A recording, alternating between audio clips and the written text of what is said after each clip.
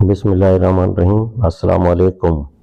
سوال: اسلام میں چوری کی سزا ہاتھ کا کاٹ دینا ہے۔ آج کل روزانہ سینکڑوں چوریاں ہوتی ہیں، تو کیا روزانہ سینکڑوں ہاتھ کاٹے جائیں گے؟ بظاہر حالات یہ سزا سخت اور ناقابل عمل معمول ہوتی ہے۔ جواب: قطع ید اور اسلام کے دوسرے قوانین فوجداری کے بارے میں اگر میں اسلام کا نقطہ نظر پوری وضاحت سے بیان کروں تو اس میں بڑا وقت لگے گا۔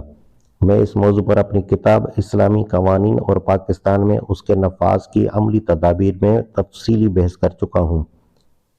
اس وقت میں صرف اتنی بات کہوں گا کہ جب چور کے ہاتھ کاٹنے کا طریقہ جاری ہوگا تو انشاءاللہ چوری نہایت تھوڑے عرصے میں ختم ہو جائے گی اور سینکڑوں ہاتھوں کے کٹنے کی نوبت نہیں آئے گی۔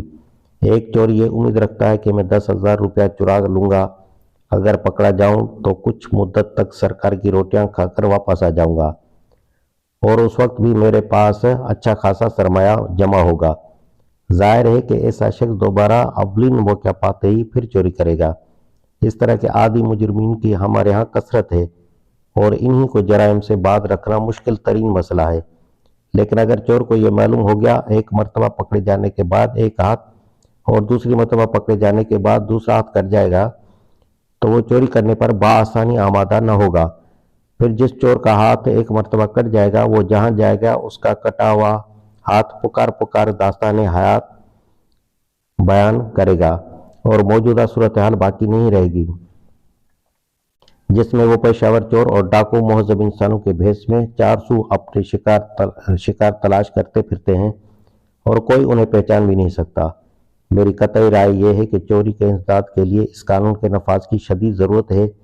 تہذیب جدید کے بہت سے نقائص میں سے ایک نقص یہ بھی ہے کہ اس کی ساری ہمدردیاں مجرم کے ساتھ ہیں، اس سوسائٹی کے ساتھ نہیں ہے جس کے خلاف مجرم سرگرم کار ہے۔ مجرد یہ سننے پر کہ چور کا ہاتھ کاٹا جائے گا اس تہذیب کے فرزندوں کے رونگٹے کھڑے ہو جاتے ہیں، لیکن ہولناک جرائم کو معاشرے میں پروان چڑھتے دیکھ کر وہ ٹس سے مس نہیں ہوتے۔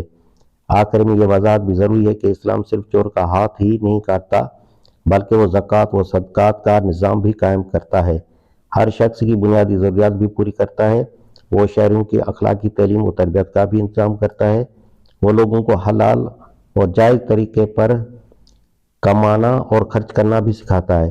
اس کے بعد اگر ایک شخص کی حلال کمائی کو کوئی دوسرا حرام طریقے سے چراتا ہے تو اسے ہاتھ کاٹنے کی سزا دی جاتی ہے۔